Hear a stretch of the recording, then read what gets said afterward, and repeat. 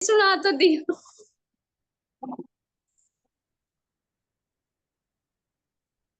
प्रणाम जी। प्रणाम जी। मन क्यों बहका रे बहका आधी रात को। मन क्यों बहका हो आधी रात को। वो काहे बंसी बजाई आधी रात को।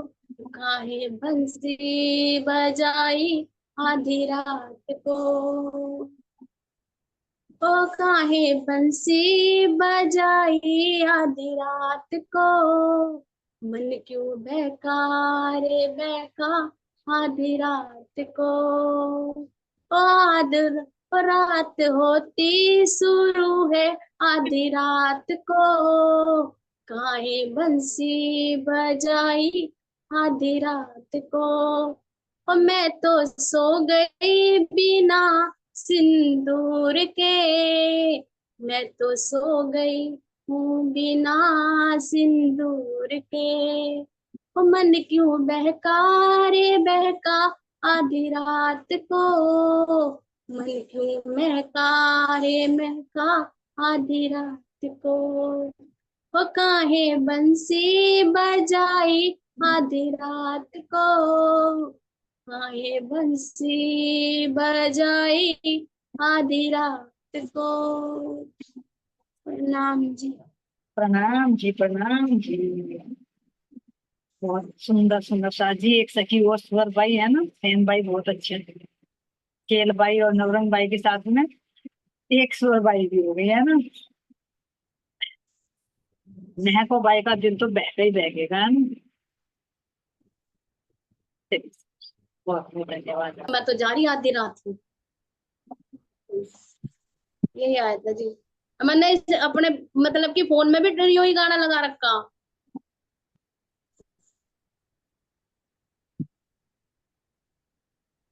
बहुत अच्छा। आप तो चुप हो गए। हम चुप इसलिए हो गया, एक वो अपने प्रियतम से मिलने जा रही तो हम चुप हो गए। इसलिए चुप हो गए। नहीं, हम दे तो पहले पूरी बात। दिल कर रहा था कि सुनते ही रहे बस, है ना। बहुत अच्छा। प्यार भरा जी दिल। मैं डेली डेली रात को सुन के सोऊं ये भजन। और मेरी वृत्ति वही रंगपुर वाली मंदिर में चली जा। मैंने बहुत। चर्चा भी करी थी सुबह 7 से 6 बजे। जी जी। वो मैं अपने प्रीतम की बाहों में राज जी महाराज जी का वो है नहीं गोटा वो नूरमयी राज जी की जांग।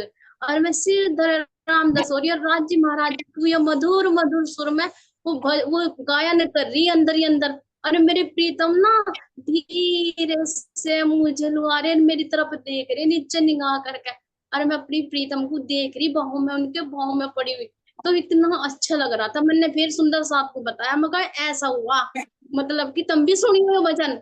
मगर तुम भी सुनियो भजन नहीं निकले मगर तुम भी सुनियो। मतलब कि सुनती रहूं क्योंकि अपने जो रंगपुर वाली मंदिर की जो हमारी सेज जाना वाकई में वो इश्क का नूर बरस है। यो इसके बोल बहुत अच्छे बहुत सुंदर साथ जी। मुझे तो जिस जिस मैं अपने प्रीतम की याद आ रही अपने प्रीतम का आनंद आ रहा। चाहे वो भजन कोई भी हो गाया वाया किसी का हो पर मुझे तो आनंद आ गया ना उसमें। जिसने भी गाया वो भी उसका भी धन्यवाद। देखो सब कोई भी हो, लेकिन हम उसको किस एंगल से दे रहे वो हमारे पे डिपेंड करता है ना। भजन भले ही गाने वाले ने लौकिक भाव से गाया है, लेकिन तुम उसको कन्वर्ट कर लो। धनी ने विवेक दिया है ना। तभी तो कह रहा है कि शब्द यहाँ का मसाला लेकर वर्णन वहां का कर रहा हूँ। वहां तो शब्द नहीं पहुंचते, लेकिन शब्द यहाँ के है ना। सुनो सब बहुत बहुत धन्यवाद। मैं आपको भाई जी आपके चरणों में कोटि कोटि प्रेम। आपने रंग पर बात की। और श्री कामनाथ प्यारे की जय। दादा गुरु नारायण दास जी महाराज की जय। सतगुरु श्री रामचंद्र जी महाराज की जय। सर्व सुंदर साथ की जय। ये सभी के चरण में कोटि कोटि प्रेम। तो चलते हैं सुंदर साथ जी, जो पिछले वीडियो का हमारा प्रसंग है ना खेत का, तो वो हम कैसे उसको अपने ऊपर घटित। अब सबसे पहले देखिए कि खेत क्या है सुंदर साथ जी। हमारा खेत ही हमारा हृदय है। जो पहले तो क्या था कि बंजर भूमि पड़ी हुई थी। लेकिन धनी ने इसको उपजाऊ जानकर इस पर ज्ञान रूपी हल चलाया, प्रेम रूपी जल से सींचा और इसके अंदर तारतम्य का बीज बोया। तो सुंदर सर, अब इसके ऊपर जब तारतम्य का बीज बोया तो वो ही तो हमारी सार रूपी मक्का खड़ी होगी। सार अन्न में आता है, सार वो खड़ी होगी, है ना। अब उस फसल में, जिस खेत में वो जो बंजर पड़ा हुआ था, लेकिन जैसे सतगुरु महाराज जी के पदार्पण होते हैं तो उनके अंदर से वो जो ज्ञान आने लगता है तो बंजर भूमि भी उपजाऊ होनी शुरू हो जाती है, जिसमें फसल उगनी शुरू हो जाती है। तो इसी हृदय में तो सतगुरु आए थे, भी तो यहाँ पर कुटिया बनी हुई ना सतगुरु महाराज की। पहले भी थी, लेकिन पहले क्या थी, संसार की फसल उगती थी, संसार की ही, यहाँ की मक्का, यहीं की ककड़ी, ये सब उगती थी। यानी यहीं का कहना, यहीं का सुनना, यहीं का बोलना, कुछ ना अपना पता, ना परमात्मा का पता, कुछ नहीं, ना प्रेम की दो बातें, कुछ नहीं, बस यहीं की फसल उग रही। लेकिन जब सतगुरु महाराज जी की कुटिया बन जाती है तो कौन सी फसल उगने लेते हैं, हमारे तारतम ज्ञान रूपी फसल, ब्रह्म ज्ञान रूपी फसल उगनी शुरू होगी। लेकिन जब फसल उगनी शुरू होगी तो पहले जो प्रेत थे, प्रेत क्या है, हमारे अंदर के नकारात्मक, हमारे अंदर के विकारित विचार, संस्कार, तो जब हम अपने सतगुरु की तरफ को चलते हैं तो क्या में उठेंगे, नहीं भी उस फसल को तोड़ना नहीं चाहेंगे, तोड़ेंगे। तभी तो कहा ना, क्योंकि धनी ने हुक्म दिया जाजिर को कि तू जा और इनको सच्ची राह से भटकाकर संसार की तरफ को लगा, तो वो तो आएंगे। हमारे अंदर के जो विचार, नकारात्मक विचार है, वे ही हमें आकर परेशान करते हैं। चाहे किसी हमारे अंदर के विचारों के रूप में हो सकते हैं, हमारे तन के रूप में हो सकते हैं, हमारे रिश्ते नातों के रूप में हो सकते हैं, हमारे परिवार के सदस्यों के रूप में भी हो सकते हैं। सुंदर, वो दज्जाल किसी भी रूप में खड़ा हो सकता है जो दिखाई नहीं देता। ध्यान दें, बाहर से क्या लगेगा, मेरा रिश्तेदार, मेरा पति है, मेरे बच्चे हैं, लेकिन अगर वो मुझे आध्यात्मिक मार्ग से रोक रहा है तो क्या वो सच में मेरा हितैषी है। मीरा बाई का भी आता है पर्सन, सुंदर शाह जी, जब उन्होंने अपने गुरु जी से पूछा था कि मेरे जेठ जो है, पति तो एक्सपायर हो गए थे, लेकिन जो जेठ हैं वे मुझे भक्ति से रोकते हैं, तो मैं क्या करूं। कभी जहर का प्याला भिजवा रहे हैं, कभी मालाओं के रूप में सांप को भिजवा रहे हैं, कभी विष भिजवा रहे हैं, कितने कितने तरह के उन्होंने किया। तो मैं वो क्या करना चाहिए, तो उन्होंने क्लियर कह दिया था कि जो भी तुम्हें आध्यात्मिक मार्ग से रोकता है, भले ही वो तुम्हारा कितना, चाहे तुम्हारी कोख से जन्म लिया हुआ बेटा ही क्यों नहीं, अगर वो भी तुम्हें आध्यात्मिक मार्ग से रोकता है तो वो भी तुम्हारा शत्रु है।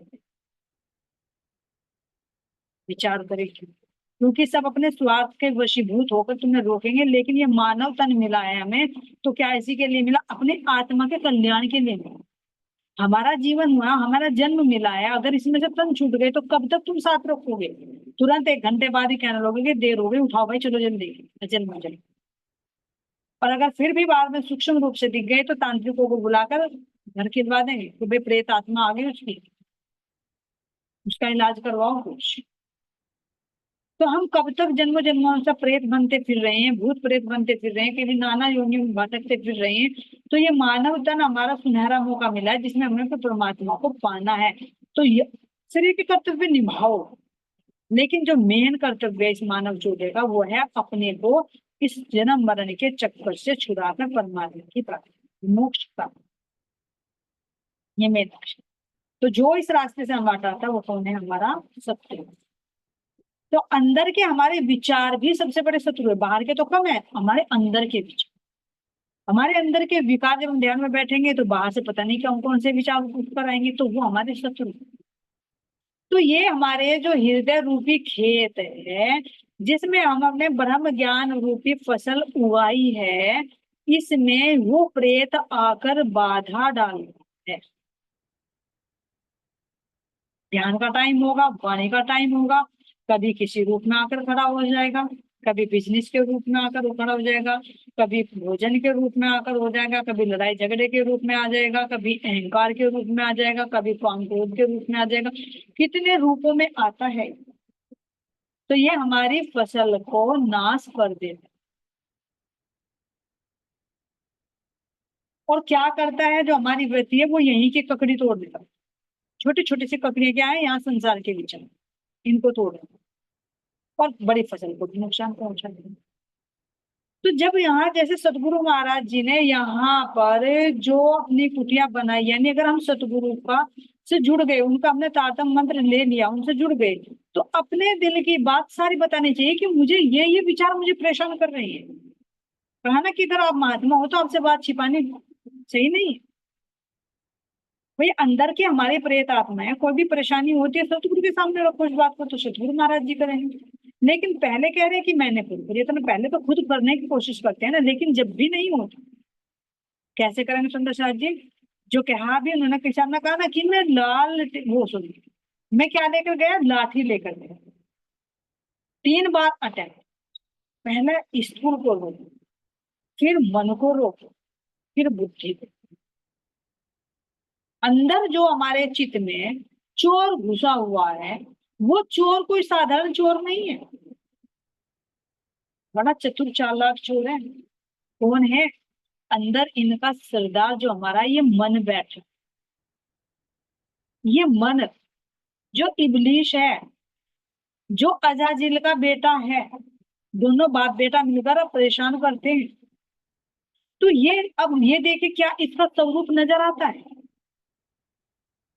गए, ये किसान गया खेत में कई बार, 3 बार चक्कर काटा, क्या इसका रूप दिखाई दिया? लेकिन आवाज आई।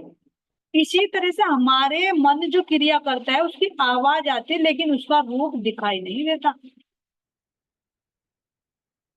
और ये कहे कि उसका रंग नहीं है, काला भी है, गोरा भी है, नीला भी है, पीला भी है, श्याम भी है, श्वेत भी है, सब तरह का है ये। इसके मुंह की आवाज तो आती है, मुंह तो करता है, लेकिन दिखाई नहीं देता। अब जो दिखाई दे तो उसको लाठी से मारे भी। महाराज जी भी कह रहे हैं कि माया है, माया, माँ का मतलब नहीं, या का मतलब जो जो कुछ है ही नहीं। तो कह रहे कि अगर यू मन का आकार इतना भी हो, तूल जितना भी, जैसे आखा होता है ना, आखा, उसके फूल का एक तूल होता है जो हवा में उड़ता रहता है, कि मन का स्वरूप तो इतना भी नहीं है, लेकिन शोर कितना मचाता है। चार करें, शोर कितना मचाता है ये, पर नजर नहीं आता। सारी दुनिया को बांधे फिरता है, खुद बंधे में नहीं आता। लेकिन इस मन को कौन देखती है? आत्मा। आत्मा देखती है इस मन को। कैसे पहचान करती है? इसकी आवाज से। तो ऐसे जब हमारे सतगुरु, हमारे हृदय में सतगुरु की कुटिया बन जाए, सतगुरु का निवास होना शुरू हो जाए, उनका तारतम ज्ञान हमारे हृदय में आने लगे, तो प्रयत्न करें कि पहले हम स्थूल से थोड़ा ऊपर उठे, देह भाव से ऊपर उठे, ढूंढे उसको। लेकिन मन नजर नहीं आएगा, वो शरीर को कंट्रोल कर लेगा तो अंदर में पहुंच जाएगा। फिर देखे कि सूक्ष्म से देखे तो भी समझ में नहीं आएगा, मन को मन के स्वरूप से देखे, बुद्धि के रूप में देखे, बुद्धि के रूप में पहुंच जाएगा। ये अंदर चित्त में घर बनाकर बैठ जाता है। इसकी फौज है कितनी, पूछा मन के बारे में तो समझ रहे। क्यों? क्योंकि इसका बाप इसको संरक्षण देता है, जो अजाजिल है, जो अंदर चेतना बैठी है, जो जीव बैठी है, वो जीव इस मन को बार बार प्रेरित करता है। क्यों? क्योंकि अंदर चित्त में वो संस्कार भरे हुए है ना, कभी कहीं की उठाकर ले आएगा, कभी कहीं की उठा, अगर इस जीवन के भी समाप्त हो जाए ना, तो पिछले जन्म को उठाकर ले आता। देखो कैसे तुम्हें सपने में क्या करेगा, उड़ा देगा। कभी उड़े हो तुम? नहीं उड़े, लेकिन पिछले जन्म में शायद हम पक्षी होंगे तो वो उड़ने का गुना गए। तो तीनों अवस्थाओं में ये नजर नहीं आ सकता। जो कह रहे हैं कि सौपन, सुसुप्ति और जागृति, यहाँ की चाहे जागृति हो, चाहे सौपन अवस्था हो, और चाहे सुसुप्ति हो, तुम कितने ज्ञान की लाठी लेकर चलो, लेकिन ये पकड़ाई में आने वाला नहीं है। तो इसलिए 3 फेरे मारे किसान। तो हमें भी 3 फेरे मारने। जो हम किसान है, हमें देखना है कि मेरी फसल को कौन नाश कर रहा है। तो हमें क्या करना चाहिए? जागृत अवस्था में भी चौकन्ना रहना चाहिए। जब जागृति में हम सही कार्य करेंगे तो सौपन भी ऐसे ही बनेंगे। जो दिन में करते हैं सौपन भी उसी के अकॉर्डिंग बनते हैं। फिर जैसे अकॉर्डिंग सौपन बनते हैं, मन में चलता है, वही बुद्धि देखी। तो बुद्धि का सब कैसे? फिर तीसरी बार में ज्ञान रूपी लाठी लेकर, जागृत, स्वप्न और सुषुप्ति। तो ज्ञान रूपी लाठी लेकर जब किसान भागता है तो भी वो उसको नजर नहीं आता, फिर भी उसकी खटपट खटपट खटपट खटपट चलती है।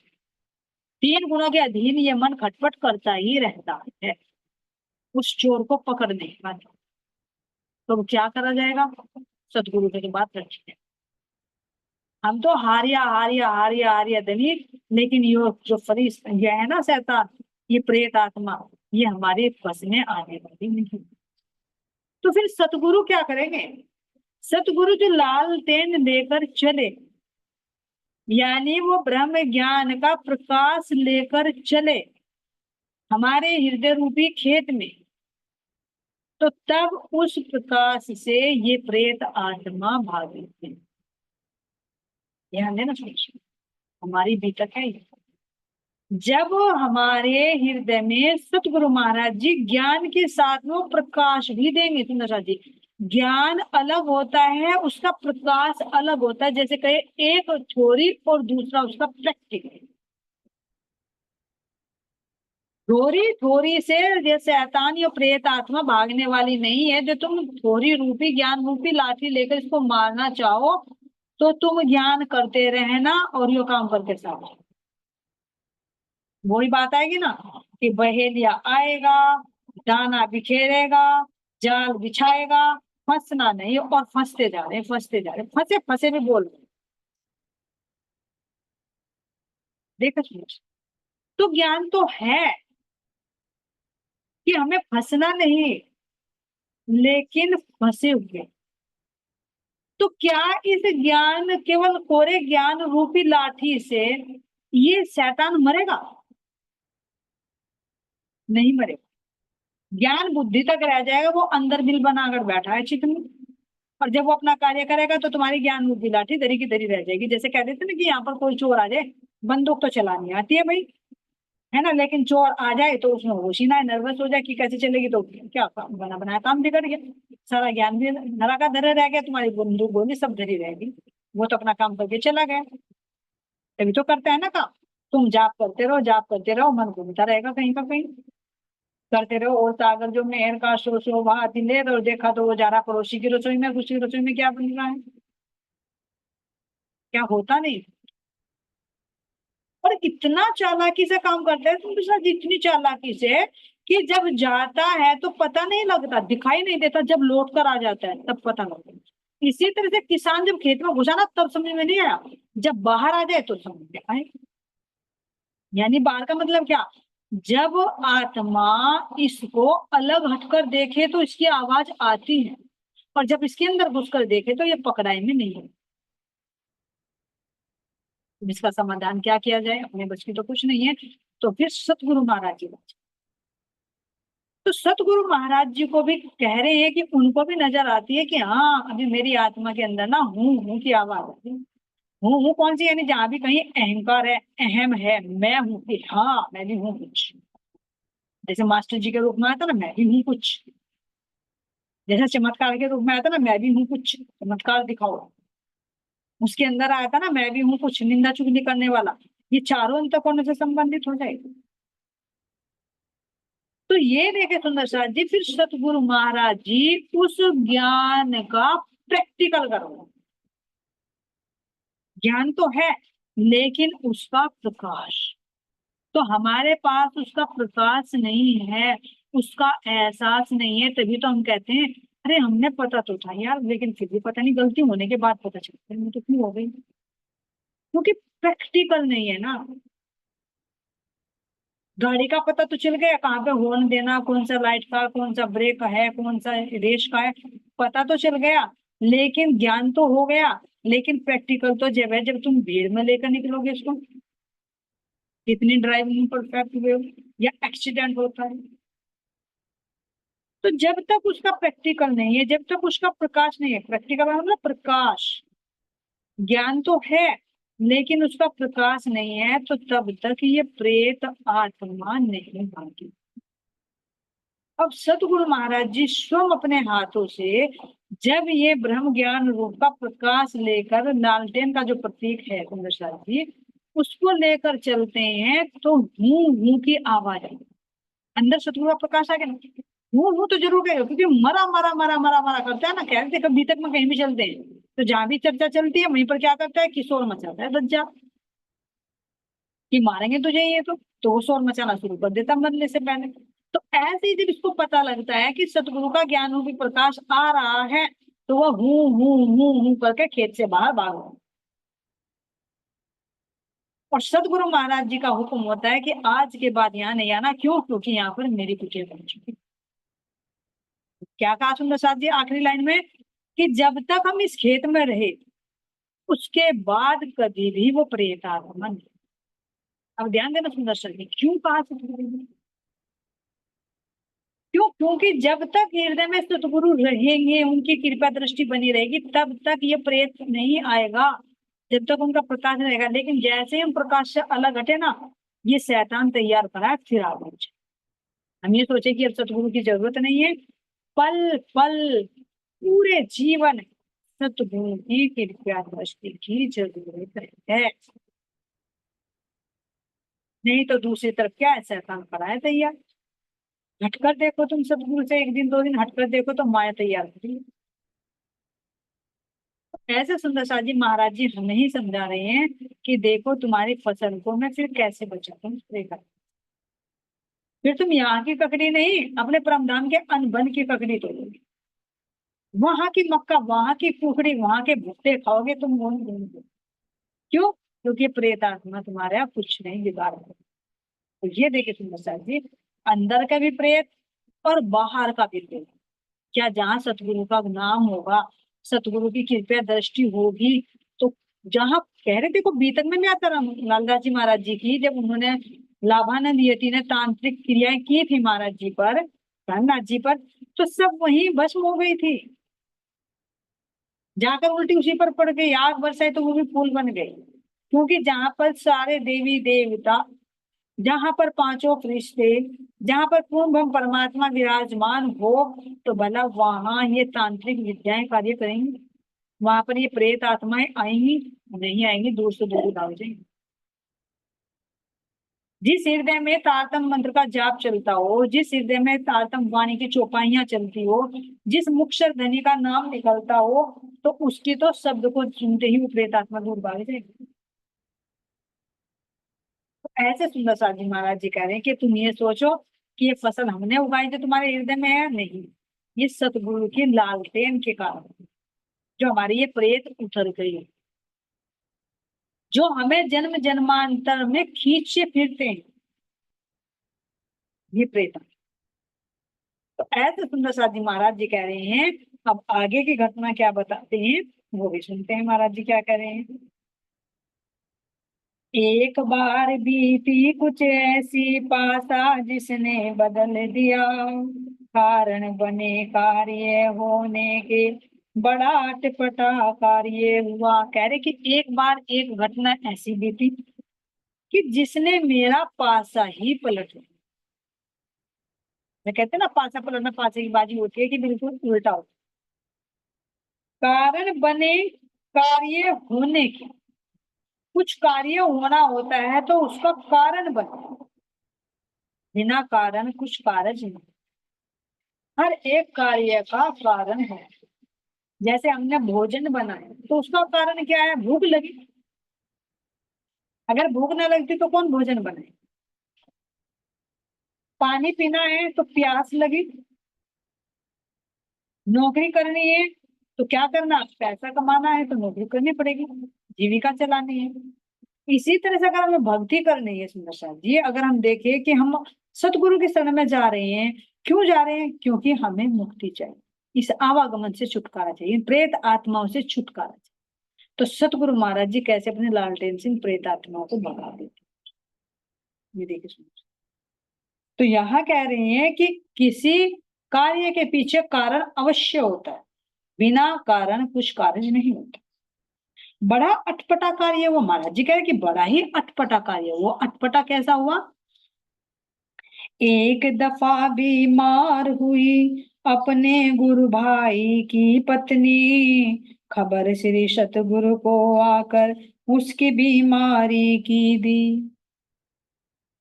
महाराज जी कह रहे हैं कि ऐसी घटना घटित हुई कि एक दफा बीमार हुई अपने गुरु भाई की पत्नी।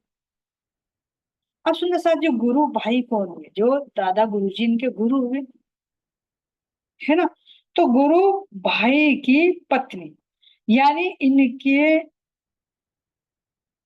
बेटे की बहू, भाई गुरु भाई आना, जैसे गुरु भाई यानी नारायण दास महाराज जी के शायद भाई होंगे, क्योंकि गुरु भाई जी भी कहा, जैसे गुरु माता कह देते गुरु भाई होंगे, है ना। नहीं नहीं, सो गुरु भाई गुरु का जो बेटा होता है उसको बोला जाता है। तो यहाँ कह रहे गुरु भाई की पत्नी, खबर श्री सतगुरु को, क्योंकि एक तो होगा माजाया भाई, और ये हो गया गुरु भाई, यानी जो गुरु का पुत्र है वो भाई का नाता, इसलिए गुरु भाई लगा। तो कह रहे हैं खबर श्री सतगुरु को आकर उसकी बीमारी की दी। महाराज जी ने जब पता चला कि भाई जो दादा गुरु नारायण दास जी हैं, उनकी जो बेटा है, उनके बेटे की जो बहू है वो बीमार हो गई, तो उन्होंने आकर दादा गुरु नारायण दास जी से कहा, क्या कहा? मनसा था इलाज करवाओ या खुद करो कोई तदबीर, हमने कहा श्री सतगुरु से के अपने भाई की पीर। महाराज जी के अंदर करुणा देखो सुंदर से। जो गुरु के पुत्र थे, उनकी पत्नी जब बीमार हुई तो उसकी सिफारिश लेकर महाराज जी आए हैं दादा गुरु जी के पास और कहा कि वे सख्त बीमार हैं, आप कुछ भी कृपया करो, उनको ठीक कराओ या फिर उनका कहीं से इलाज करो। तो पहले तो गुरु महाराज जी को कहेंगे, क्योंकि उन्हें पता था कि सारी बीमारी ठीक करते हैं। पीछे कैसे नंदलाल जी को दीवार के नीचे हड्डी पसली टूट गई तो उनको ठीक कर दिया, तो दादा गुरु जी तो कर सकते हैं। तो उन्होंने आकर अर्जी लगाई कि आप उनको ठीक करिए, दुनिया को तो आप ठीक करते हो, लेकिन आपके पुत्र बधू जो बीमार है उसको आप ठीक नहीं कर रहे हैं। अर्जी लगाई, कहा बहुत सख्त बीमार पड़ी है, उसे देख लो चल करके, गुरु वाक्य को ब्रह्म वाक्य हम मन में समझा करते थे। महाराज जी ने कहा, रामतन महाराज जी ने दादा गुरु जी से कि बहुत सख्त बीमार है, जैसे कहते थे कि मरना सा अवस्था, तो उसे आप देख लो चलो।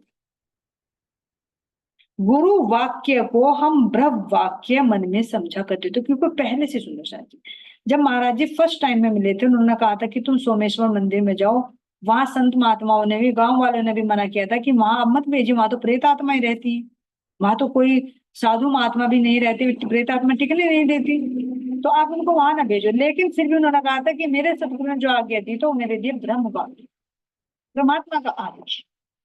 तो उसी बात को फॉलो करते हुए महाराज जी कह रहे हैं कि मैं गुरु वाक्य को ब्रह्म वाक्य मन में समझा करता हूँ, कि जो सतगुरु महाराज जी कह देंगे वो सत्य ही है। भोले सतगुरु चिंता क्या सब ठीक ठाक हो जाएगी, बीमारी बीमारी जो है आप चली सब जाएगी। अब सतगुरु महाराज जी ने कह दिया कि चिंता मत कर, सब ठीक ठाक हो जाएगा। अब भाई महाराज जी के अंदर जो विश्वास था कि भाई मेरे गुरु के वाक्य तो ब्रह्म वाक्य है, यानी मेरे सतगुरु ने कह दिया, तो ये मानो कि साक्षात मेरे धाम धनी ने कह दिया, तो इनमें कोई चिंता की बात ही नहीं है। तो महाराज जी ने कह दिया कि बीमारी बीमारी जो है ना वो अपने आप चली जाएगी, परमात्मा के वचन समझ कर हम आगे नहीं बोल सकते। जब दादा गुरु जी ने कह दिया कि भाई चिंता मत कर, ठीक ठाक हो जाएगी, जो बीमारी बीमारी जो है ना वो सब अपने आप चली जाएगी, तो जब दादा गुरु जी ने ऐसा कहा तो महाराज जी कह रहे कि मेरे परमात्मा ने मुझे ऐसा कहा, मेरे राज जी महाराज जी ने मुझे ऐसा कहा, तो विश्वास था कि भाई जब कहा था ठीक हो जाएगी सारी बीमारी वो अपने आप चली जाएगी, तो मुझे कोई चिंता नहीं रही, मैं आगे कुछ भी नहीं बोला। जो कहते वे हो जाता था, सुनकर हम खामोश हुए, अपना निश्चय बड़ा प्रबल था, क्यों न हो जो सतगुरु कह दे। अब आगे महाराज जी कह रहे कि मैंने कुछ भी विचार नहीं किया, बस ये था कि मेरे सतगुरु महाराज जी ने कह दिया तो वो ठीक ही होगा। कह दिया कि बीमारी चली जाएगी तो बीमारी चली जाएगी, सब ठीक ठाक हो जाएगी। तो वो कह रही है कि अब जब मेरा अंदर भी निश्चय था कि जो गुरु ने कह दिया तो वो होकर ही रहेगा, जो कह दिया वो हो जाएगा, तो फिर चिंता करनी लेगी। अब देखे सुना चाहिए, महाराज जी ने कभी दादा गुरु जी से शिकायत की किसी के लिए, अपने सुविधाओं के लिए, अपने कष्ट परेशानियों के लिए कहीं नहीं की। न कभी उनके दिल में आई ये बात है। घर से भी पत्नी को छोड़कर चल दिए थे। 15 साल की उम्र में शादी हो गई थी, 19 साल में घर छोड़ दिया, 4 साल के बाद ही घर छोड़ दिया। 1 साल की कन्या भी थी। क्या मोह आया? नहीं। अब दोबारा से यहाँ पर घर पर गए वापस 2 साल के बाद, फिर 9 वर्ष फिर जड़ोदा में रही यहाँ पर। फिर और भी बच्चे हुए हैं, उनके प्रति भी क्या मोह हुआ। पुत्र हो गया था, पुत्र के मोह में तो फंस जाते हैं ना। उनकी दुख परेशानी कुछ नहीं है देखिए, लेकिन यहाँ क्यों गुरु भाई की पत्नी के प्रति मोह हो गया? क्यों? क्योंकि कह रहे हैं ना, ये कारण बन रहा है, कारण बन रहा है परीक्षा लेने का। क्यों मोह हुआ जब किसी से भी मोह नहीं था? तो यहाँ मोह क्यों हो रहा है? कितने चिंता क्यों हो रही है कि गुरु भाई की पत्नी को कुछ हो ना जाए, जबकि उनसे ज्यादा तो दादा गुरु जी को होना चाहिए, इनकी पुत्र वधु थी। और दादा सतगुरु रामचंद्र महाराज जी तो फिर भी देखो सब कुछ छोड़कर कुटी बनाकर रहते थे। तो कहीं ना कहीं कुछ कारण बनना है, कुछ परीक्षा होनी है, कुछ माया और दिखानी है। तो ये कारण बन रहा है कि उनके प्रति मोह लगाव पैदा उत्पन्न। तो सुंदर साथ ये देखे, चलते चलते कैसे माया हमारे बीच में आकर हमारा रूप बदल। हंसी की बात ये होती है सुंदर साथ जी, कि सब कुछ पता होता है फिर भी माया से नहीं लगता। देख लिया, बहुत बहुत जोर लगा। सब कुछ पता होता, तभी तो कहा था विरह के प्रकरण में कहते इंद्रावती, अरे मुझे तो दिन दहाड़े लूट लिया, जागते जागते लूट लिया। अगर हम सोए हुए होते, हमें नहीं पता होता, तो माया लूट कर ले गई तो हो जाता भाई सोए हुए थे। जागृत है ज्ञान से,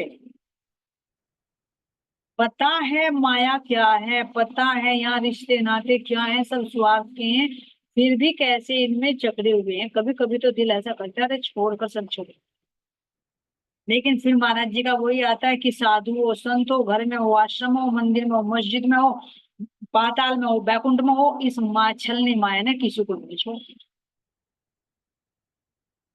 घर में युद्ध है तो रिश्तेदारों में भी युद्ध है, बाहर आश्रम में जाओ वहां भी युद्ध है। संभालना जरूर पड़ेगा, कहीं ना कहीं सुधारना जरूर पड़ेगा, फिर जहां भी जाए वहीं। तो ये दीनदारी तो है, ये माया का बल देख रहे हैं कि जागते जागते दिन दहाड़े ये माया कैसे लूट कर ले जा रही है। एक एक सांस कैसे कीमती है जो जाता है। ये सतगुरु का बल है तुलसा जी। अगर हम अपने विश्वास पर अड़िग रहे, अपने नियम पर अड़िग रहे, ये सतगुरु का जोश है। कहा ना, जो कोई आत्म हो धाम की, तो अपने समय पर अपना साथ दिखा, वही भूले नहीं अवसर। जो आत्मा धाम की होती है वो अपने समय पर अपना साथ दिखाती है, वो अवसर नहीं भूलती। करेगी, सब कुछ करेगी, लेकिन जहां आंच आएगी अपने धर्म पर, जहां आंच आएगी अपने सतगुरु पर, वहां तलवार लेकर खड़ी हो जाए। था ना कमलेश्वरी की बात, सुना था ना, कितना परेशान किया देवर ने, जी सास ने, ससुर ने, पूरा परिवार एक तरफ था। लेकिन कैसे अपने दृढ़ निश्चय पर, अपने गुरु भक्ति पर सबको झुका दिया। तो ये सुंदर साथ जी, ये दृढ़ता तो कैसे भी फंसे हुए, लेकिन सतगुरु